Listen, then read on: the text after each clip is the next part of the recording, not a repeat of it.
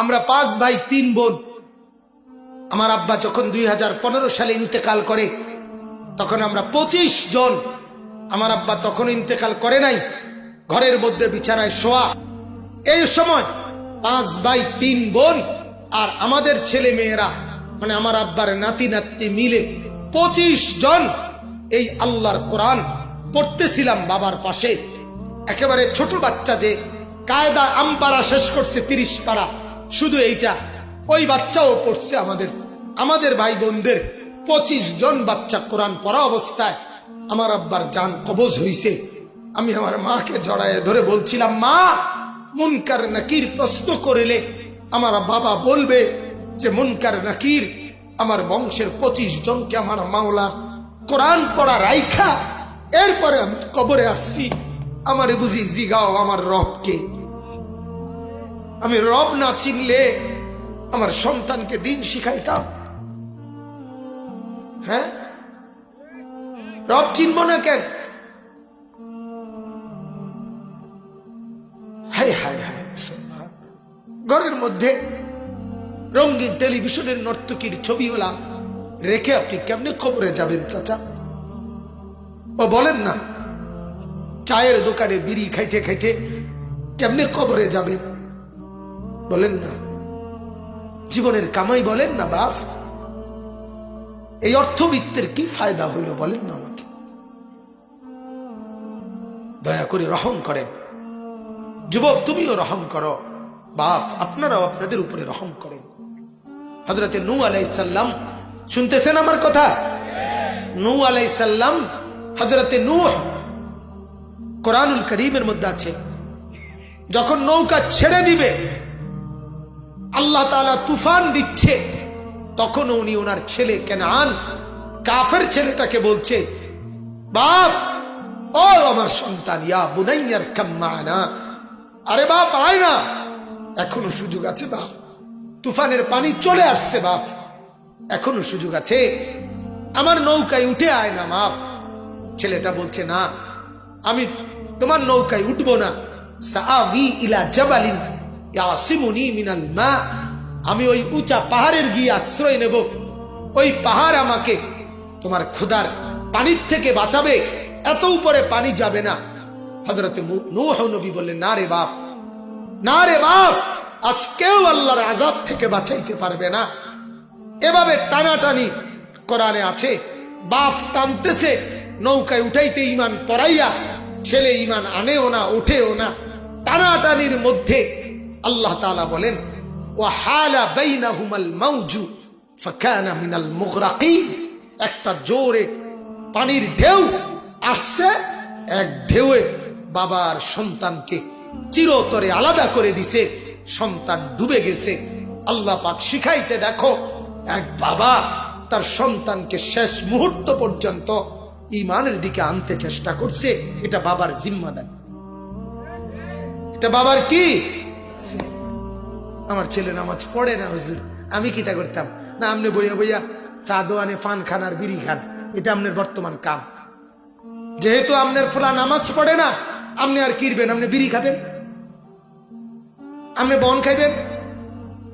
আপনার বউ এজন পর্দা করে না, আপনি অন কিরবেন? আপনি মানুষের বেডি চাইবেন। ও মা, তো আপনার বেডির এজন মানুষে চায়, তা আপনি কাজে বইয়ে থাকতেন? আপনি গিয়ে টেলিভিশন চান, সাধুয়ানে গপ মারেন। নিজের বিবির দিন নাই, ছেলে মেয়ের দিন নাই, উনি গিয়া পুরা গ্রামের মানুষের বদনাম করে বইয়া বইয়া চা দোকানে। এই বদভ্যাসের মানুষ আছে কিনা বলেন না? ও বেডা বালানা, বেডি বালানা, মেম্বর বালানা, চেয়ারম্যান বালানা, এতে বালানা, হেতে বালানা, এই বিড়ি খায়, বন বিড়ি খায়, এগুলো আর এই বসা বসা বসা বসা 14 গোষ্ঠীর যত বদনাম আছে এগুলা করে বসে। অথচ এই সময়গুলো যদি কোন আল্লাহওয়ালার সোহবতে আল্লাহ তাআলার জিকির করত, তো জামানার জুনায়েদ বাগদাদি হয়ে যেত। আফসোস। এজন্য আমার বাপ, আমি আপনাদের কাছে বললাম, হায় হায়, আমি আপনাদের কাছে বললাম, কারদে হাসানা, আল্লাহ তাআলা চাচ্ছেন, আমার বান্দা কে আছো তোমরা, আমাকে উত্তম ঋণ দিবা, মানে ইবাদত। আমার প্রত্যেকটা ইবাদত আমাকে ঋণ দেওয়া, বিনিময়ে আমি অগণিত কোটি গুণ নেকি তোমাকে ফেরত দেব। এখন একটি প্রশ্ন হইল, ইবাদতকে ঋণ বলা হইল কেন? কথা বুঝছেন কিনা? তো তাফসীরের মধ্যে লিখছে, মুফাসসিরিনে কেরাম বলেন, ঋণ যেরকম আমাদের প্রতি মহব্বতের কারণে আল্লাহ এটা বলছে। অর্থাৎ কোন মানুষ যেহেতু দান করলে আরেকজনকে, সে তো আর ফেরত দেয় না, কিন্তু ঋণ যেটা, এটা ফেরত দেওয়া বাধ্যতামূলক, ঠিক কিনা বলেন? তো আল্লাহ বলছে, বান্দা বিশ্বাস করো, তুমি আমাকে নামাজ, রোজা, হজ, যাকাত, জিকির, তেলাওয়াত, হালাল হারাম মেনে চলা, এই আমলগুলো করা মানে তুমি আমাকে ঋণ দেওয়া। আমি যেন তোমার থেকে ঋণ নিলাম, বিনিময়ে ওয়াদা দিলাম, ঋণ যেরকম ফিরাইয়া দেওয়া বাধ্যতামূলক, তোমারে জান্নাত দেওয়া, নেকি দেওয়া আমার জন্য বাধ্যতামূলক। এবার বিশ্বাস হয়নি তোমার? এবার বিশ্বাস হয়নি তোমার? যাও মনে করো আমি ঋণ নিলাম। ঋণ যেমন ফিরাইয়া দেওয়া বাধ্যতামূলক, ঠিক এরকম আমি আল্লাহ তাআলাও নেকি ফিরাইয়া দেওয়া বাধ্যতামূলক। দ্বিতীয় অর্থ হইল, এই কথাটার দুইটা অর্থ বলছি না, একটা হলো এটা, আরেকটা হইল অপরকে ঋণ দেওয়া। অর্থাৎ একজন মুসলমান আরেকজন পেরেশানি, অভাবী, দুস্থ, বিপদগ্রস্ত, মুসিবতগ্রস্ত ব্যক্তিকে ঋণ দেওয়া। আল্লাহ তাআলা বলেন, তাফসীরে লিখছে, যে কেউ কোন সমস্যা, মুসিবতগ্রস্ত ব্যক্তিকে ঋণ দিবে, তো সে যেন আল্লাহ তাআলার হাতে দিল, আল্লাহ তাআলা এর বদলা তাকে বহু গুণে বাড়িয়ে দিবেন। হাদিসে আছে, আল্লাহর নবী সাল্লাল্লাহু আলাইহি ওয়াসাল্লাম বলেন, মা মিন মুসলিমিন ইয়াকরিদু মুসলিমান কারদান মাররাতান কানা কাসাদাকাতিহি মাররাতাইন। নবীজি বলেন, কেউ যদি কাউকে ঋণ দেয়, করজ দেয়, সে যেন কাউকে দুইবার দান করলে যেই নেকি, একবার ঋণ দিলে তার সমান নেকি। এজন্য অপরকে ঋণ দেওয়া, অপরকে সহযোগিতামূলক, এটা আমাদের জন্য উচিত। এরপরের কথা, আরেকটু কথা, একটা চূড়ান্ত মূলনীতি দেখেন, আমার কথা শেষ। এরপরের কথাটা হইল, আল্লাহ তাআলা বলেন, আল্লাহু ইয়াকবিদু ওয়া ইয়াবসুত। এই কথাটা একটু খেয়াল করেন। আমরা যারা টাকা পয়সা খরচ করি, হয় দান করি, ঋণ দেই, বাজার খরচ করি, বিভিন্ন রকমের খরচ করিলে আমার কাছে মনে হয় এটা কমে গেছে। জমাইয়া রাখলে আমার কাছে মনে হয় আমি টাকাটা বাড়াইছি, মানে রাখছি, টাকা বাড়ছে। আল্লাহ তাআলা এই শব্দে বলেন, ও বান্দা শোনো, বিশ্বাস করো, টাকা পয়সা উপার্জন আমি বাড়াই, আমি কমাই।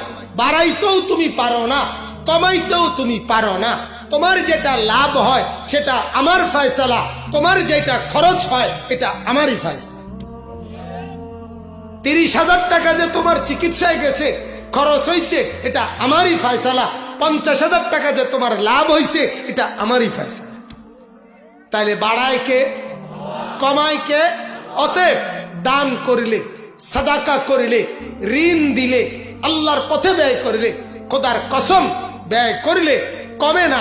আপনারটা আপনি কমান না। আল্লাহ বলে, কমাইলেও আমি কমাই, বাড়াইলেও আমি বাড়াই।